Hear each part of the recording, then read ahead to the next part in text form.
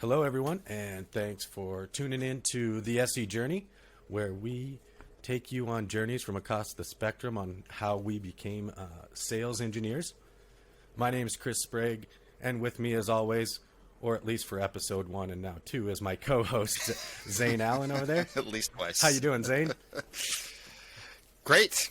Yeah, here, episode 2. We should call it like episode 103, like when you get checks, just so people think we've been doing it a while. But yep, episode 2. Glad to be here, and to have a guest this time. Yeah, excellent. And our awesome guest this time is Gene Torres. Gene, how you doing? I'm doing great. Now that the Heatwave is over. Oh yeah, that's right. Did it end? Did it end up there for you? Well, I don't know if there's still a excessive heat advisory, but yeah, we got up to 107 at my house, and I don't have air conditioning, so my house was like 90 degrees inside, which made it a really hard 2 days. But no, I'm here. We made it work. We figured it out. I own a lot more fans now. No, he's right. Yeah, and I don't know if we ever put that in context, Chris, but Chris sits in Idaho, and Gene, like me, is out here in the Washington area. And though I came from a desert, and I remember 108, 120, we had air conditioning when I grew up. We had air conditioning in every house that I lived in. And the Northwest, that's not necessarily the case, because I don't think it's supposed to get 108 outside. So yeah, it was a tough week. Yeah, I agree. Yeah.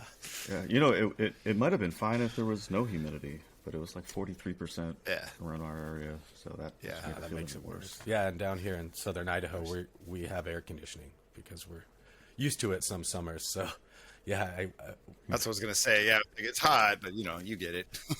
Yeah, I should have mailed you guys box fans or something. That would have been awesome. Yeah. So, as we get started here, obviously, Gene, thanks for joining us. We want to hear about, your journey and how you became into your role, how you got there. Before we start, actually, now that I think about it, why don't you tell us a little bit about your gear you're using? I know you do a lot of streaming and stuff anyway. Zane and I kind of shared, our cameras and mics and lights. If you want to tell us about that, it would be cool to start. Sure. So I do quite a bit of streaming on Twitch. It's mostly gameplay, but I also do, once in a while, I'll do like a cooking stream where I'll prepare food and stuff. Or I'll do, if I'm doing stuff in the home lab and learning something new, I'll stream that as I'm learning so people can follow along and ask questions, which is really great. It's a great platform to teach people things, because a lot of the people that come to watch me, they watch me for gameplay, and then when I come on with technology, they start asking a lot of questions. So it's really cool. I get to practice, like what I'm learning and sharing it with other people, which is kind of why I'm here.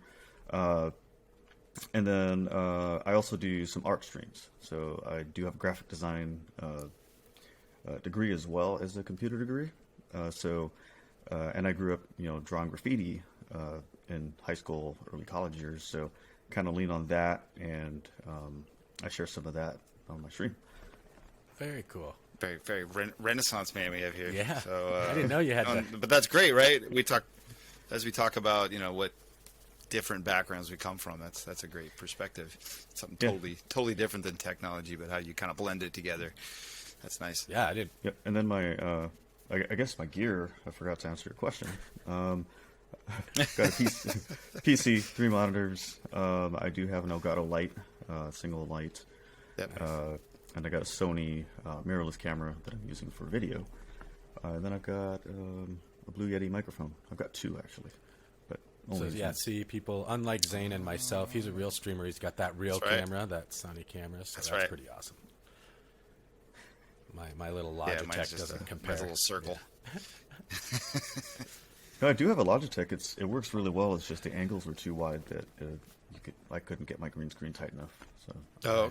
Okay, that makes sense. That's this is real cameras. This is not my house you guys are looking at. This is I downloaded this off of a stock photo site, and so it's like almost every other meeting I'm on, it's like I'm in a different place, and people are like, different wow, places. that's a cool room in your house. Like I did. I wish. I'm gonna move for the next meeting. Hold on. Yeah, we virtually travel now, right? Yeah. Yeah, there's a guy on TikTok because I do lurk on TikTok because it's entertaining, it's hilarious. There's a guy who straps a green screen to his back, and he does these different things while he's on Zoom meetings. So one of them he's doing like squats in the gym, and you can see his face. He's just like making all the faces. One of them he was also he was riding on a dirt bike and taking a jump. So you could see as he gets into the air, his face changes, and he's just he's expecting that landing. And then the third one I saw him do was on a boat. So he's just on a boat ripping it up in the lake. His hair's blowing. He's in the Zoom meeting with like a living room background, and his hair's just blowing. That's a cool take on it. Like flip it the other way. Yeah. Actually, be in these scenarios, but make it look like you're at home. Yeah, not like make me look like I'm in Italy. That's awesome. That is cool. Well, cool. I didn't realize, and you probably have told me this before. I didn't realize you had a graphic arts degree. So that's cool, and that just kind of leads us right into if you want to just take the next 15, 20 or more minutes or so to tell us about your journey and how you got here. If you want to start from birth or start from education. No, you don't go back that far, but wherever you think is pertinent to tell the listeners about how you got where you're at today. Yeah, no, I think my story is pretty moments. Yeah, I think my story is pretty interesting, to say the least. So before that, for anyone who doesn't know me, I'm Gene Torres. Current position right now is a technology evangelist, and I work at Zerto. That's right. Where before this I was enterprise architect. Before that I was a sales engineer. So I've just many little levels here. So this is gonna be a great story, right? Yeah. Yeah, just in the 4 years I've been at Zerto, I've already moved up into different areas, and where I'm at right now was kind of like I'm almost to where I wanted to be when I started working at Zerto.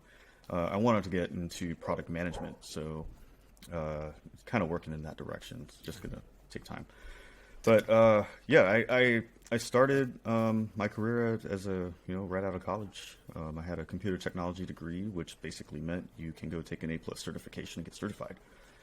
So like anyone that gets A+ certified, the first thing I want to do is fix computers. So CompUSA was my first gig. I think I was there for like 7 months. I started out, taking the service orders in at the front desk. By the time I left, I was lead laptop technician. I was turning out like, 15, 20 laptop repairs a day.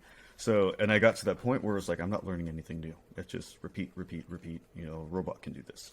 So, so then I left, the comfort of the big box building, and then worked for a little like outsourced desktop support company in downtown Honolulu. And that's really where I got exposed to networking, just the corporate feel, the enterprise feel of computing, where I first got my hands on servers and storage and networking and all that. So law offices were our top target.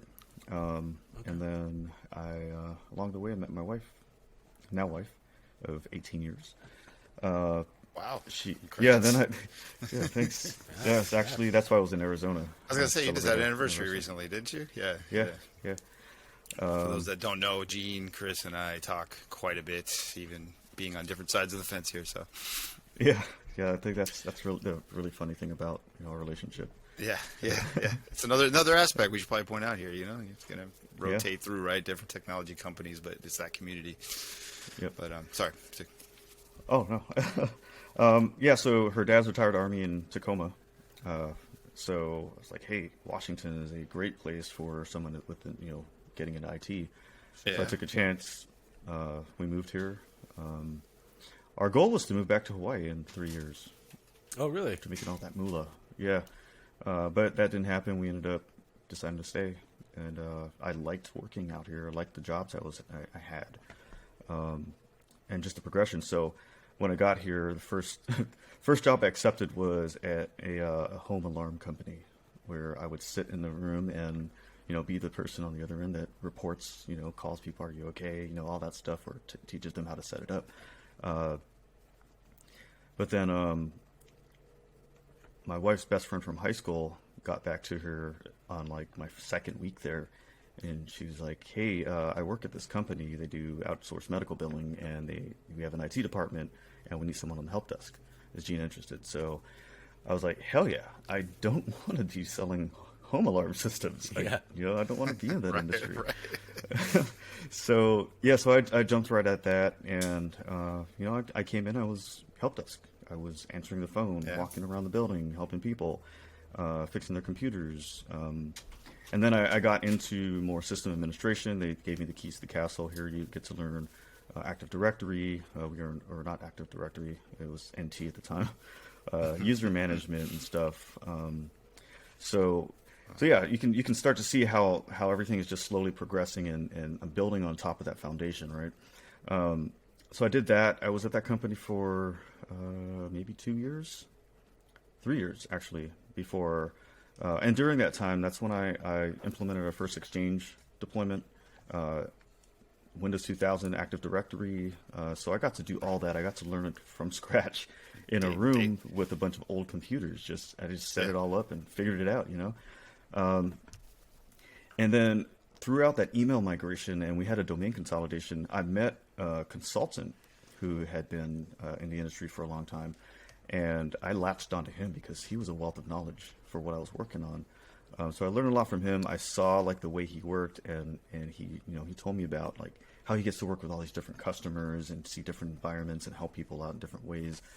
So that was really something that I'm about is taking that knowledge I learned and sharing it with others. Yeah. So yeah, after that Exchange implementation, the company was going to get sold. We were going to get absorbed by a huge company. And I saw that Seattle Children's had an Exchange administrator position open. So I applied for it, got the job, was there for about 3 years. And that's where I learned VMware for the first time. I saw a GSX server in the lab, and I was like, "What is that?" And my old buddy Dwayne, he was like, "Oh, you don't know VMware yet?" I was like, "No, what is it?" He's like, "Well, here's a computer that we can put multiple computers in, like virtually." What? I was like remote desktop. He was like, no, these are individual systems within a system. It's not like multiple sessions to one system. So it's like, wow, that's awesome. So he ended up taking another job elsewhere, and I inherited that. And I got to play with it, got to learn it a bit. I was still doing Exchange, Active Directory stuff. I even got pulled a little bit into the security side of things with like spam filtering and stuff. But then so that was around like year 3. And then I got, our first daughter was on her way, so my wife was pregnant. We wanted to move closer to home, or to her family, so we bought a house down here in the Fife area. And at the same time, I was the same friends that got me my first job here moved over to DeVita in downtown Tacoma, and they said, "Hey, we've got another opening here if you're interested in it. It's so close to home. It's like 10 minutes." So I took that, fatty pay raise, everything, and we moved into our house. And so I was at DeVita for about 8 years after that. And so I went in for the same thing, administration, and then on day 1 I got the tour of the data center. The architect was like, "And this here is our VMware test cluster that we're working on," and it was 2.5 at the time. And I was like, "Oh, cool, you guys have VMware." He's like, "You know VMware?" I was like, "Yeah." He's like, "How much do you want to like take over this project?" He just handed me the keys to the castle right there. Here you go, it's all yours. So yeah, I was fortunate enough to come in at the ground level with virtualization at that company that's large. I think at the time they had like 1,200 dialysis centers across the United States. So. So I got to go through the whole, pitch to the entire IT department, to leadership, what virtualization was, what it meant. And I spent a lot of time learning it, labbing it out, the ins and outs, talking with VMware, the SE and others in the industry. And that's kind of where I'd say my career really took off, is that getting in that early with virtualization, We did our first P2V with like 150 servers. It went successfully. It was kind of a grind, but it was crazy. We there was a team of us, and we all went to one of our buddies' house, and we would just like party it up while we're doing these migrations. We're just hanging out, playing video games, eating snacks. That's the secret of IT is a lot of projects get ran like that. And, Yeah. I was going to say, what was your secret? Because, not a whole lot of P2V migrations went well back then, right? Went well, yeah. It was the party aspect of it. That's what it was. So I got to do that first wave, and then everything that I learned, all the notes I took, I wrote procedural documentation, because the next wave, I wasn't going to be the only person doing it. I mean, I'm pulling people in to help out. So I wrote the complete procedure, and I think the toughest procedure for people to pick up that was the most manual was hidden nicks. After you do the P2V, you get the hidden nicks, so your networking won't work. It's just a cleanup piece afterwards. Right. So we did that. Very successful project, pushed it along, and then one of my directors at DaVita, he left. He went to Expedia, and he was out at an event, and I think it was the director of IT for Puget Sound Energy was there too, so they were talking, and she was explaining she needed someone who's strong with virtualization that can help them with a health assessment, with license, check out, make sure all the licenses are good, and then help them build a roadmap. So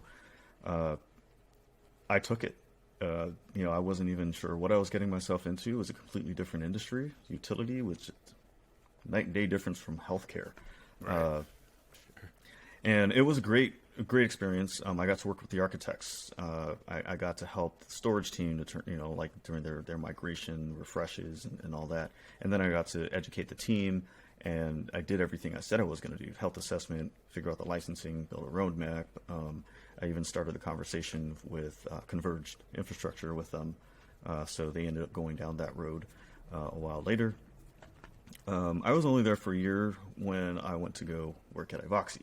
So now I'm I was kind of like a gun for hire almost going into PSE. They had a need, and I could fill that need.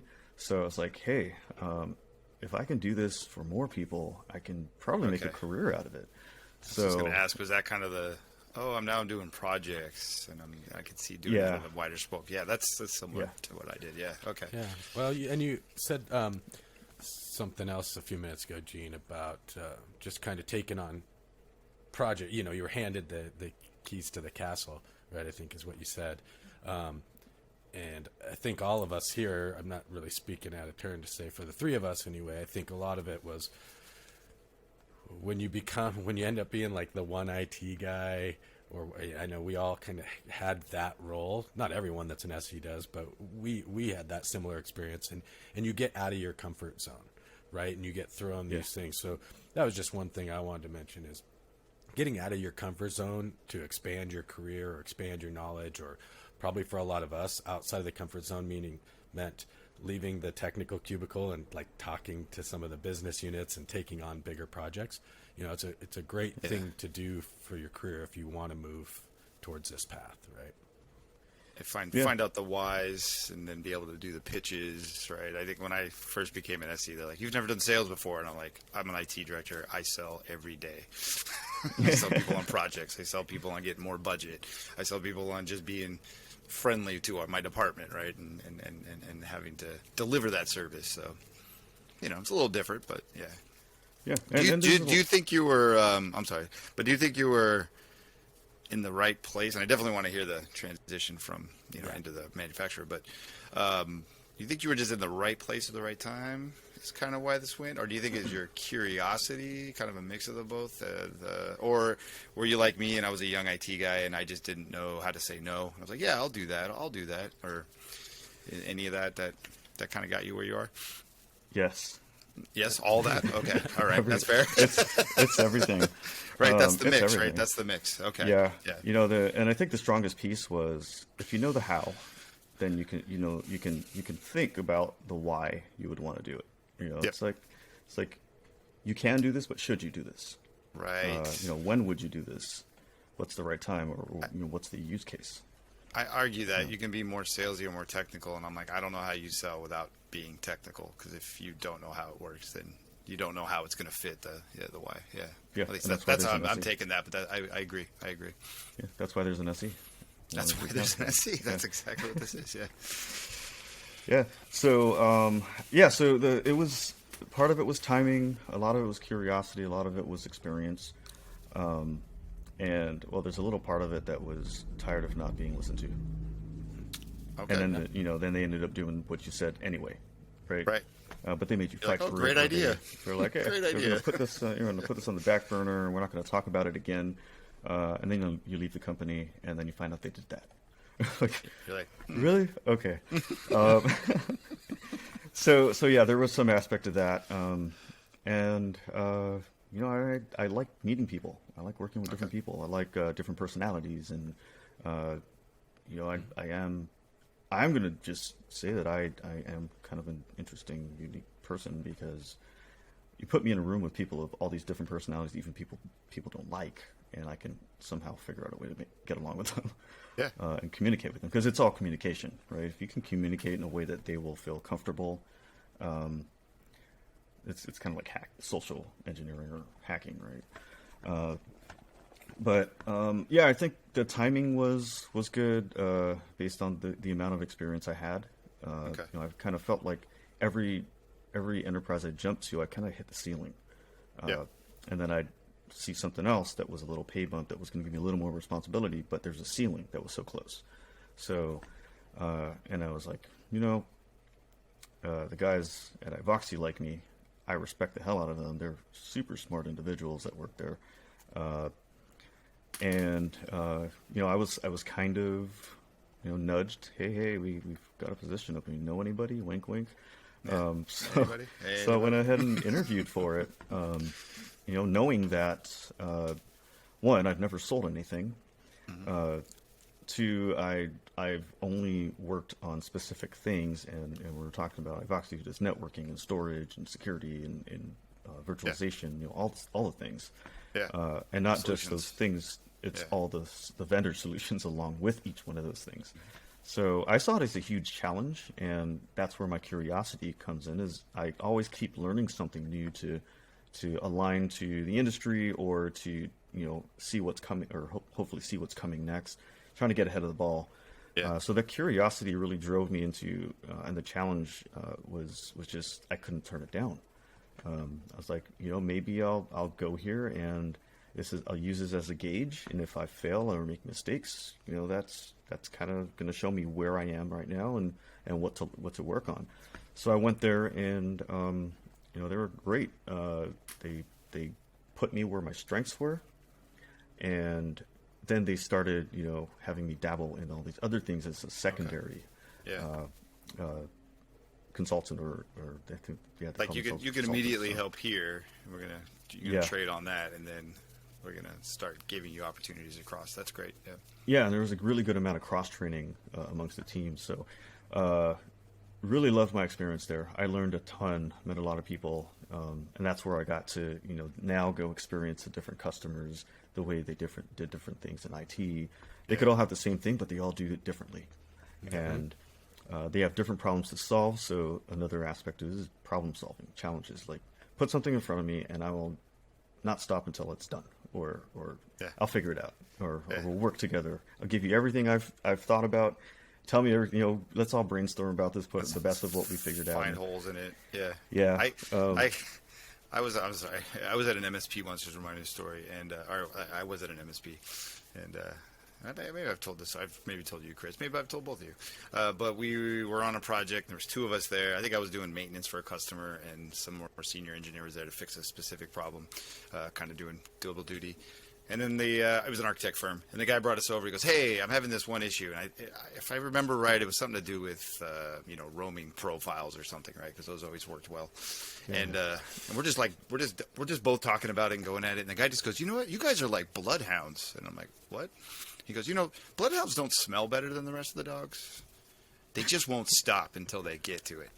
So I was like, "I'm gonna take that as a compliment, because it kind of sounds like you guys aren't smart. You just are tenacious and won't stop until you solve the problem." But it definitely put a lot of perspective in it. Like, yeah, I like to solve problems, right? And if you put a problem in front of me, my mind's going to go until we dog it and get it done. And maybe that's a secret of even IT in general. But I just want to point out very good aspect of our personalities. I think that leads us this way. Yeah. So yeah, I was with Ivoxy for 2 years. I learned a lot, and at that point, there comes a point where the business needs to grow because the attention they're getting, like the supply and demand. If the supply of engineers is short, then the demand is higher, and it affects you, right? So I started, after about the 2-year mark, feeling a little burnt out.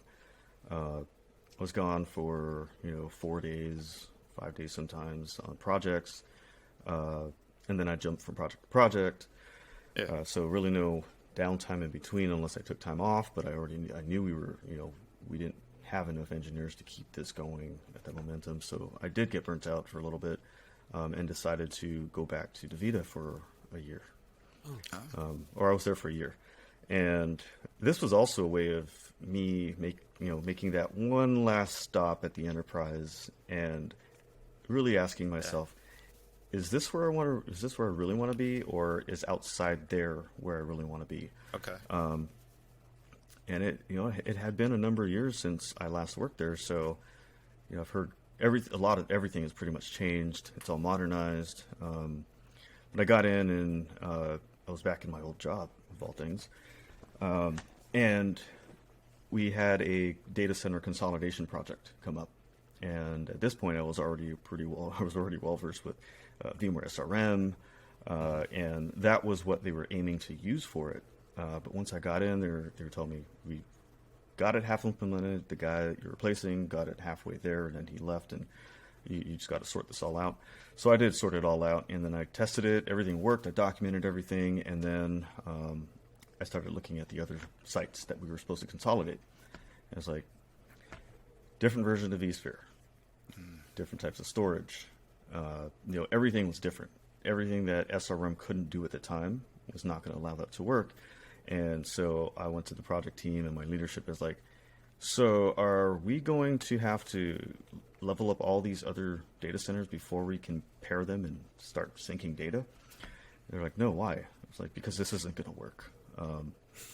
Now, it's like, now I have some experience with this product called Zerto, this solution here that works with vSphere, different versions of vSphere, doesn't require storage to match all across the board. It doesn't use array-based replication. And it's agnostic for the most part, and that can solve our problems. I can get a trial, and they're like, yeah, go for it. Go download the free trial, set it up. So as I was downloading, setting it up, my manager walks up. He hands me a piece of paper with Zerto licenses.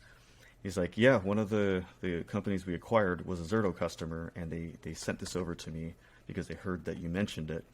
And will this work? I was like, yeah, that'll work. So I had it in, deployed it between 2 physical data centers, got it replicating, did some test failovers, some live failovers, some migration or move operations, and I reported it back to them. I even jumped on the call. I was like, guys, can I show you something real quick?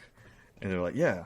And so I walked them through it. I was like, okay, we have all these applications, and we have thousands and thousands of servers that we need to move. So here's how I set up this application. And look, I can group all the VMs in the same application together and just say done, and it replicates. And then when we're ready, we hit this button here and watch this screen. So they're watching the vSphere task list, and they're seeing everything automated, the systems popping in and turning on. And I was like, is this how you guys want this migration to go? Then we're going to need to go with this solution. So that's when they pulled Zerto in, and the sales engineer, Kevin Kornblith, a good friend of mine to this day, he came in, we got to know each other, I got to know the sales guy, and they didn't have to show me how to do anything. They were like, yeah, he knows how to do this, so do you guys want more licenses? So yeah, we got more licenses, so we can take care of the project. Yeah, so we can take care of the project, and then I ended up documenting everything, the procedure, the workflows, and then I trained other engineers in the company So I wouldn't be the only one. Granted, I did do the first few migrations. I was on that as primary, just to kind of iron out the kinks and find where things will fail and how to fix them. But once I got that all documented, I trained the other engineers. They came in, they took over, and I kind of like faded into the background and was kind of just an escalation point if needed. But while I was doing that, I had all this information on SRM. I had all this information on Zerto, and I was like, I'm starting a blog, so this would be a great thing to write about. Like, I did a technical comparison between the two, and my SE got a hold of it, or I shared it with him, and he's like, dude, I got to share this with all the other SEs at Zerto. So he did that, and he came back a while later, and he said, hey, so we've got an SE in Seattle who's moving to Oregon, so there'll be a vacancy for an SE spot in Seattle, the Seattle area. He's like, hint, hint, if you know anybody. Yeah, hint, nudge, wink, wink. And he was like, just keep an eye on the site. It's like, all right. So I kind of forgot about it for a little bit. But then as I was just working in Zerto, I was like, oh, yeah, I got to go check something. So I went on there. I saw the opening was posted, applied for it, put his name in, told him about it. And then, that was where my SE journey really started. And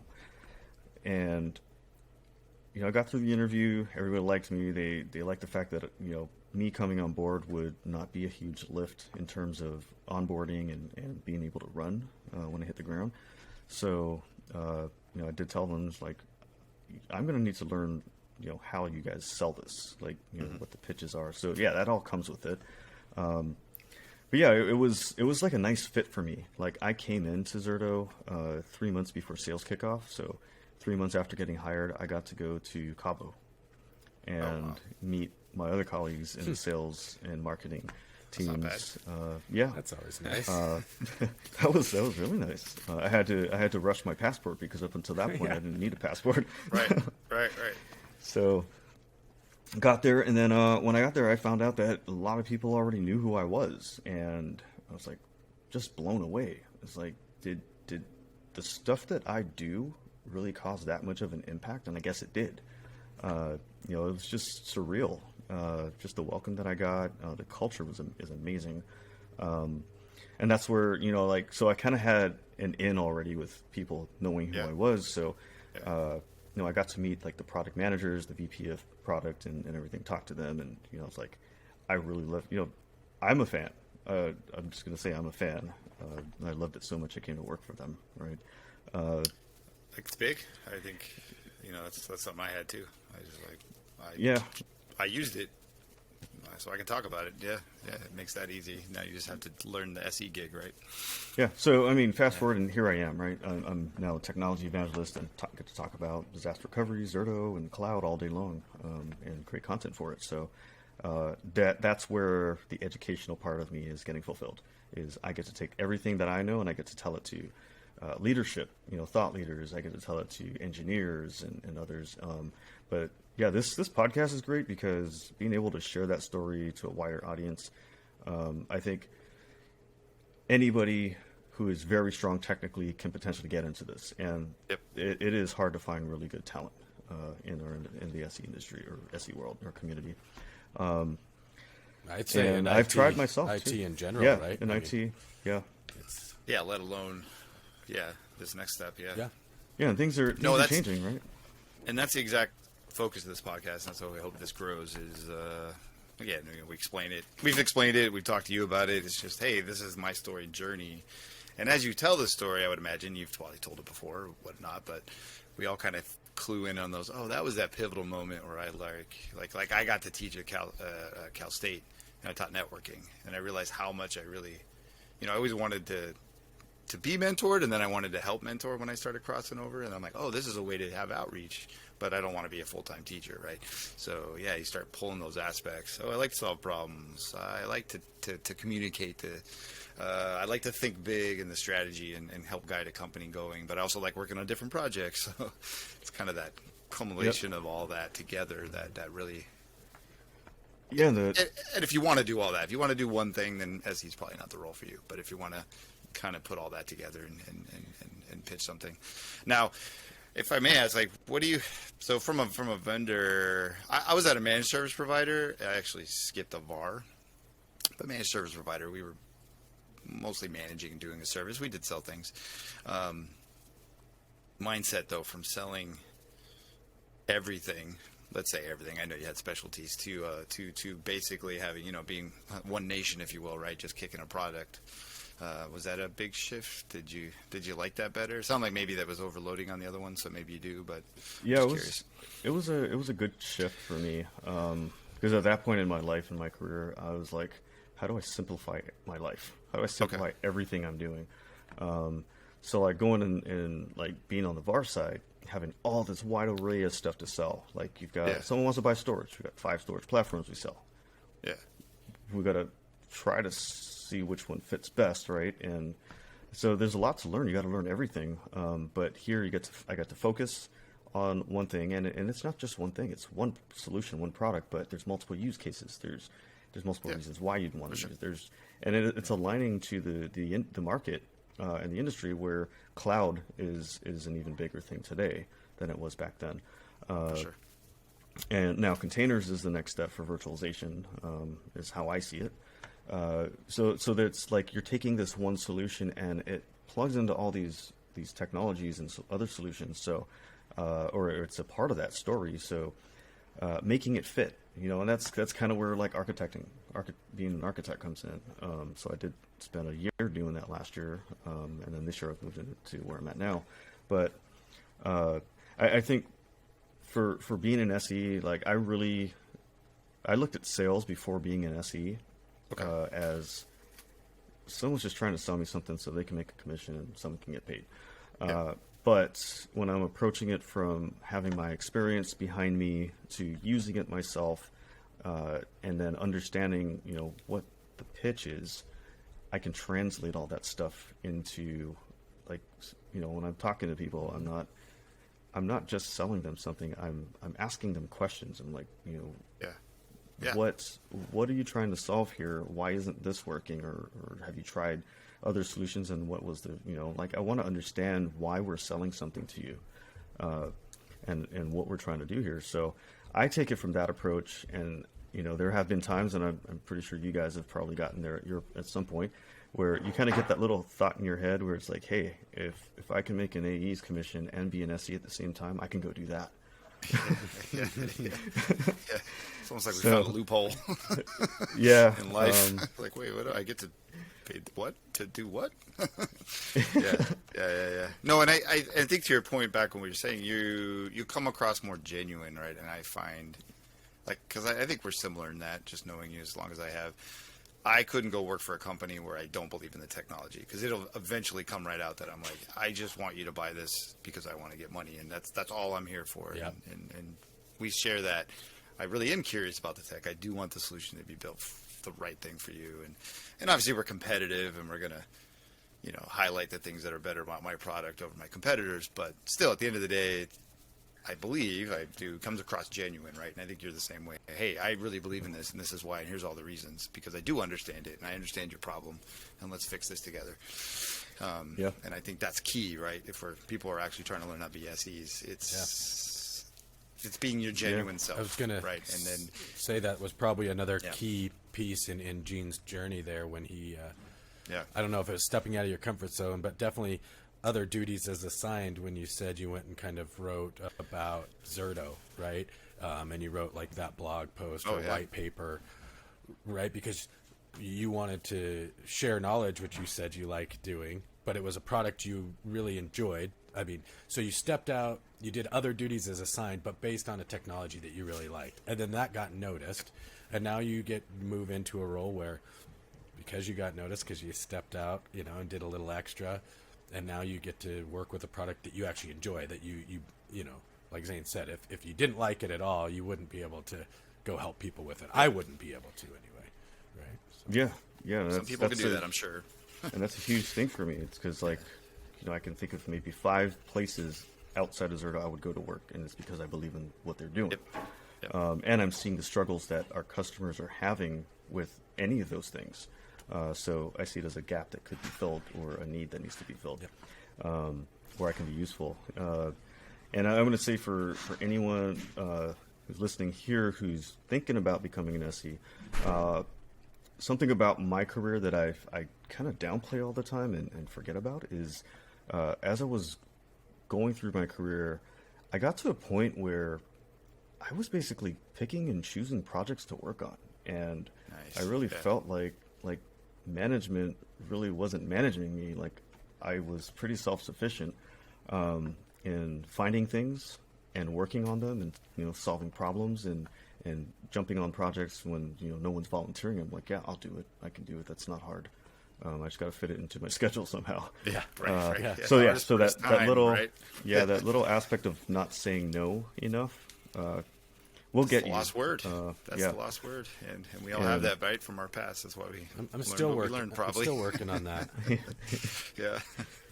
I can say no. Yeah. But yeah, so talking about stepping outside of my comfort zone, I was never interested in public speaking. But Okay. I was like, hey, in order to get my message across, I'm going to need to learn it, whether or not I like it, and do it. So during the interview process at Zerto, I did ask specifically, am I going to be speaking in front of audiences anywhere at events? They're like, why do you want to? I was like, that's one of the things that I need to work on. And I'd like to overcome. So You brought that up in the interview, like this is what I need, a strength I need to build. Oh, okay. yeah, and it was not really something I've always been used to going into interviews where you'd get technically grilled about stuff.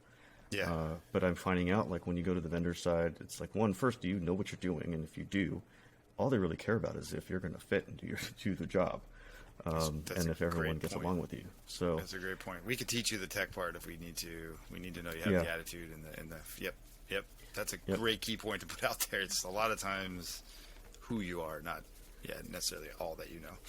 yeah, and for anyone listening, if you are that person who consistently steps outside their comfort zone or goes above and beyond and volunteers for stuff, and feel like you are somehow trying to understand where you stand in the grand scheme of things in an organization, definitely take a look outside and see if that's going to be a key for opening up a whole new world for you, because it opened up a huge world for me. Yeah. You That you didn't even know of before, right? And just the possibilities. Yeah, it's like I That's knew a key going point. into it. I didn't think about that. As you go through the journey, it's taking that leap that then lets you know what's out there, not really planning all the way through. You're right, because my career goes the same way. It's like I aim for this thing that probably never happened, and through the way you're really going to find the right path, and you're going to understand things that you didn't know just because you said, okay, I'm a little uncomfortable, but I'm going to go here and open that door and see what's out there. Yeah. So Yeah. I think that's a very, very good point. Yeah, and going in, I knew I was going to sit in front of people and sell them stuff or demo stuff for them initially, and I was going to do a few events. But like now, it's like I got invited to what they called a cloud luminary webcast, and I was like, really? Like people, okay. It's like, oh, okay. I guess I'm a cloud expert now. Yeah, every day I wake up, I think, cloud luminary. That's exactly what I think about. That's who I am. No, It's but funny. it's You've seen the shirts I had made. Yeah, it's been a great experience. That's awesome. And it's like SE might not be the last stop for everybody. There are so many other directions you can go into. I know a lot of SEs that are leaders in sales where I work at, or former SEs that are now leaders in the sales on the sales leadership team. So we do have ways to evolve, whether it's higher in the sales chain, higher in the tech stack. Tech chain, or if you're into engineering, maybe you can go into engineering, product management, product marketing. So there's so many places to go. Or you could take all that knowledge and go work for a cloud provider and sell for them. So that's it. The possibilities and opportunities are endless once you're outside of those walls. And if you're feeling that way, then hey, maybe take the risk. Go try it out, and if it doesn't work out, go back. Just don't leave on bad terms. Yeah.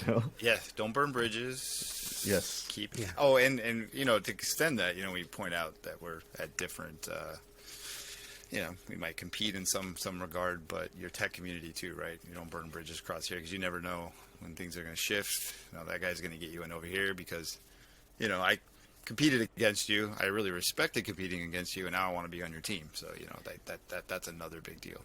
Yep. Your And don't talk integrity. bad We all know about- that we're selling a different product. We all have a job, but we also, it's your integrity and your, who you are as a person and those things that shine through. Yeah, and don't publicly talk bad, or just period. Don't talk bad about competitors Yeah. because you may go work for them one day, and, Yeah, or you that's may a be great denied a job one day because Yeah, of something yeah. you said. Or that person leaves there and goes to the place you really want to work, and now they're like, yeah, I don't like you. Yeah, and I'm glad you guys, mentioned community a couple of times because, I mean, honestly, what Gene does and what we do, or I guess what I used to do, we're direct competitors, or we are in certain aspects, right? Those companies, and but we still get together, we talk. It's still about community and technology and learning. And maybe not everyone's that way, to each their own, but most of us can get along with each other. Friendly rivalry, right? Yeah, You can have some friendly rivalry, and absolutely, and we learn from each other and keep the community rolling. So, I love that one. Another couple of things. Well, you had a lot of good points, Gene, that I think would stick out to. Really the goal here is to talk to those that maybe don't know what an SE is or are just starting to see what this industry is, right? Zane and I talk all the time about we didn't know what the heck this was and did our careers for almost 2 decades before we figured out what this was, right? But you had a bunch of great points, a couple that stuck out to me. The sharing knowledge one keeps coming back into my mind because I'm very much that way too. So if you feel like, if you're out there listening and you're one of those people that like find something and you like to go share it with your team, or you're always in your Slack channel or whatever it may be, sharing knowledge, even outside of your work role, this may be a very good role for you, right? We like to share knowledge. I am very much a believer. I actually tell my boys this, that knowledge is power, but it's powerful when you share it, right? There used to be this knowledge is power, so I'm going to keep it to myself, so I'm the powerful one. But I think the exact opposite. I think it's powerful when you share it and you bring everybody up with you, right? So, people consider that job security, right? Yeah. And Gene pointed that out even in his career, because a lot of your job when you level up is I teach you how to do it, so now I can do the next thing. So that, and I remember in my career, I think we all kind of came up the same time frame here. So IT was very much I keep the knowledge, you don't get to know it. I have over you. I always just taught because I'm like, hey, if I get you to do this, I don't have to do that anymore. No, I get to be this, and then I get to do this, and I get to keep going up the ladder and do better things. If you think about it, we talk about like digital transformation nowadays, right? A lot, and it's stop focusing on these areas, make your teams more innovative. Like it's kind of like leveling your team up. Like do these things and get your team out of the weeds so they can go and help you grow your business. So if you take that and you personalize it, it's kind of the same thing. It's if you want to move up, be willing to pass that knowledge down and train people, bring them in. Or even if you're the only one working on it, see who's interested, pull them under your wing and teach them stuff. It's kind of how my friend Jason, you guys know Jason, he comes to the happy hour once in a while. How he came to be what he's doing is when we first started working on VMware, I pulled him in. I was like, you need to stop doing help desk tickets. You need to come do this stuff. And now he's the quote unquote king of the castle. King of the castle. You do this. You do that. He's doing the automation stuff, guidance strategy. Exactly. No, that's a great point. I think those are all key things there. So I've got another. I have a question for you, Gene, but I'm gonna interlude part of my journey here as I do that. So just part of that sharing knowledge and stepping out and doing more to help the team, right? Like I've always wanted to grow, do more, level up the team around me, do as much as I can help, and I always do that for the benefit of my own company. And recently that got noticed, and I've moved on to be a field solution architect for Pure Storage. So I actually leveled up my career recently. I never intend, like I said, to leave a company. It's just I had a, you start doing some things, people notice it, the community notices it, and it was just a great way to level up my career where I could be a little more technical. So I'm basically in a SME role, or subject matter expert, which is kind of where I've always wanted to go. I mean, it just hit me as like the perfect role. So now I get to do that while still being somewhat customer facing and field facing. Yep. Right. So that's one thing I wanted to ask you, Gene. You mentioned at the beginning you wanted to move into product management. And so my question is that still kind of your journey, your goal, where you want to go? And in my mind, product management's more on the very technical side, maybe less customer like field enablement side. So, differentiate that in your mind, what they are, and is that still what you're going for as product management? Well, there still is a heavy customer interaction aspect of it. Okay. And I'd say as long as I'm doing something where I'm interacting with customers either directly or indirectly, whether it's in their office or at a show or something, I still want to maintain that aspect because the knowledge sharing is really powerful for me. But it's also listening to customers, like how I watch how the PMs where I'm at work, and a lot of it is taking in all this information from customers and trying to figure out where it fits and what the actual need is, and so there's a whole lot of being a product manager that I don't know yet. Well, and it's, I should say for all the listeners that it can be different across. We all work for manufacturers, but it can be different across the board, right? Product management at one could be more field facing, where another could be, you're just in the background, Really siloed. Yeah. I don't mean to say just in the background, doing very, very important stuff, right? But you're not customer or You're not front facing. Yeah. Which is interesting because I will totally agree with you, Gene. Growing up, especially through school, communications and speaking in front of groups, if I could get out of it, I would get out of it any way I could, right? But for some reason, when it became a technical thing and it's something you enjoy talking about, like we do here, it's much more enjoyable to tell people about, right? And that's one of the aspects I think a lot of us that move into this, we like that camaraderie. We like getting out with individuals, customers, partners, whatever it may be. So I went from someone that didn't like to communications classes to I like to speak in front of groups or be with a group. And I bring that up to bring it back around.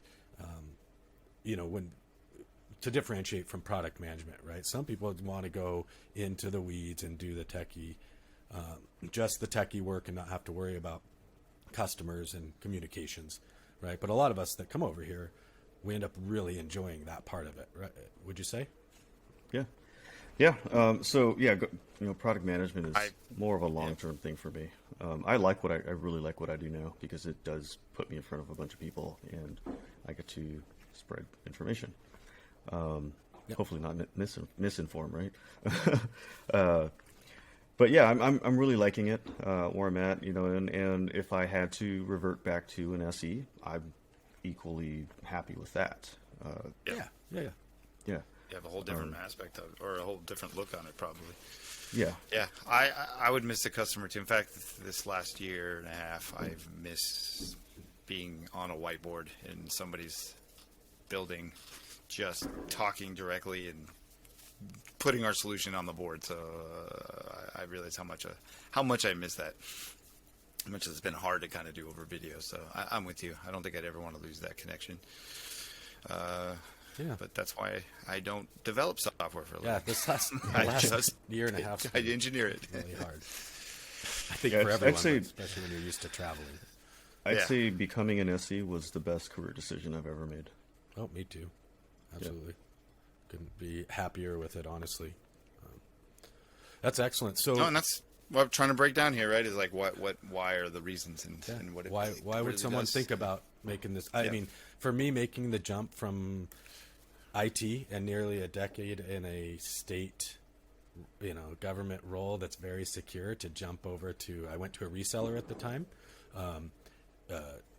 to jump over to what I, quote unquote sales was really scary for me. But again, the best move I ever made probably. And it's just leveled up my career since then. So Yeah, it's kind of like now I know it. I want to share it with everybody. Hey, you got to try this out. Yeah, exactly. Yeah. That's What we're was doing this? here. This is awesome.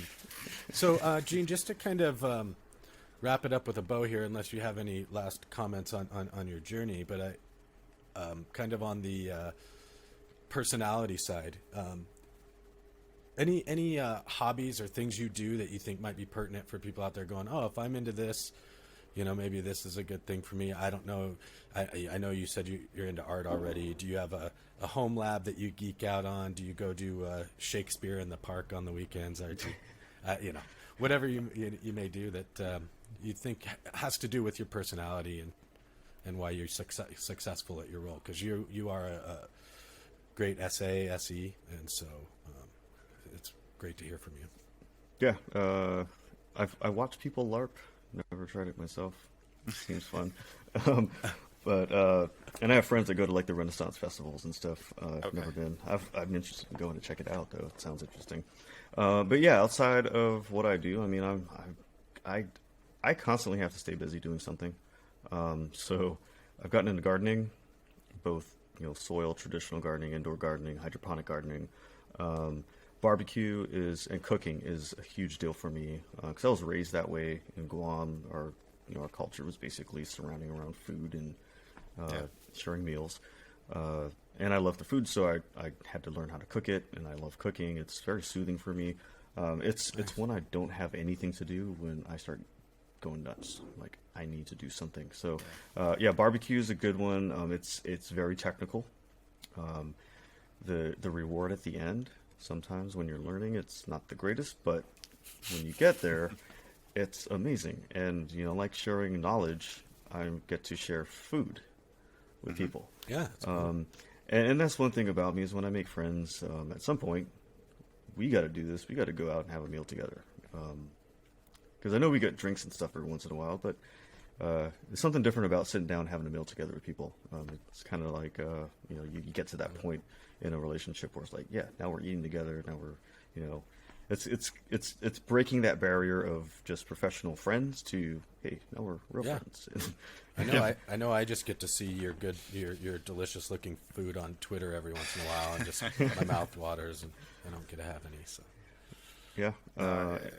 Cooking's a good one. You're right. It's almost like tech. You just, I'm going to try this next time, and I'm going to change this, and I'm going to do this a little differently. And, yeah. And you said another one where you said if you're sitting around doing nothing, that's when you go stir crazy or something similar to that, which I think is another great example that we all have here, the three of us anyway, and I might have said on the first episode, right? If you like sitting around twiddling your thumbs, this probably isn't the type career path for you, right? Like we're all, not that you couldn't, right? But really being a go-getter, or like you said, I don't want to sit around and be bored. I'm going to go look for things or ways to fix this, share knowledge, right? So it's a great thing there too. Yeah, I just see it as giving back to what gave to me along the way. Pay it forward, right? Pay it forward. Yeah. Well, cool. Thanks, Gene, so much. We really appreciate having you on here. One thing that Zane and I didn't do last time that we'll follow up after you hear, Gene, if you want to tell people how to find you out there on the internet. I was going to say that. Where can they find you? These Twitch channels. Where can we find you? Yeah. You can find me. My blog is gene-torres.com. You can find me on Twitter. It's at Eugene J. Torres. Where else am I? I'm all over the place, but there's some stuff I keep separate. What do I want to tell you? But those will be the first two places to go and find me. Twitter, I might not be as active in posting stuff on Twitter, but I do lurk a lot on Twitter. Sure. So I'm there. So yeah, you can reach out to me via my website or even on Twitter. If you ever want to go and watch me stream gameplay and participate in shenanigans off hours, you can find me on Twitch. It's twitch.tv/Hakalachi, HAKALACHI. Hakalachi. Have to come back on, and I actually think a great topic for future, I'm going to throw it out now, would be the branding aspect that we all do, because Gene kind of pointed out interesting And I don't think we have time to go in here, and maybe that Hagalachi story can come out of that one. would So. be great. Oh, that'd be fun. That'd be a fun one. Right? I mean, I think SE, it's a big part of SE. It's just something I thought of. Probably don't have enough time to get it done here, but. Oh yeah, one more thing about the SC thing. You get an opportunity to build your own brand. So Yeah. So we should. yeah, there are no limits to what you can do. Just I think that would be a great discussion to have at some point. What that means and how we went about it. And Yeah, I hope you're writing Great. these down. So, it's recorded. Zane, how about you? man. Where can we find you, Zane? Yeah. So I am. I guess we didn't share that last time. I am on Twitter as well. I am Alan Z.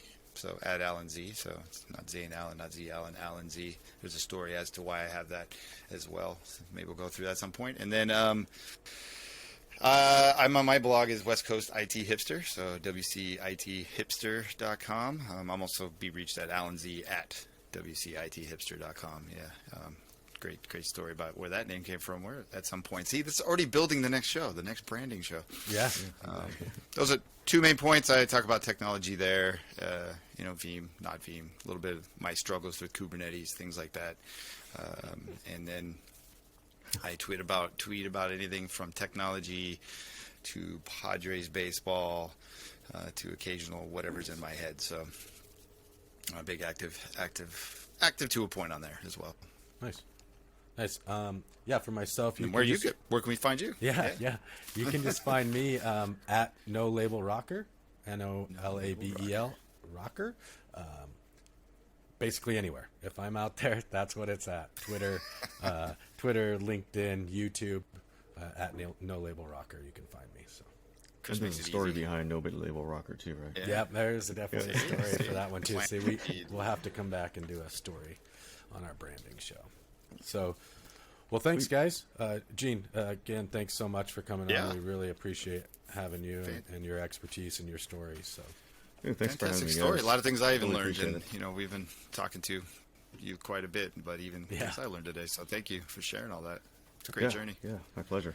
and thank you again, Zane, and thank you all out there Yeah. for sticking with us. We hope you're learning some stuff through these episodes. Yeah. Maybe we'll get brave enough to ask for comments someday. But thank you, everyone. Thanks Until for having next me, guys. time. All right, bye. Bye. Bye.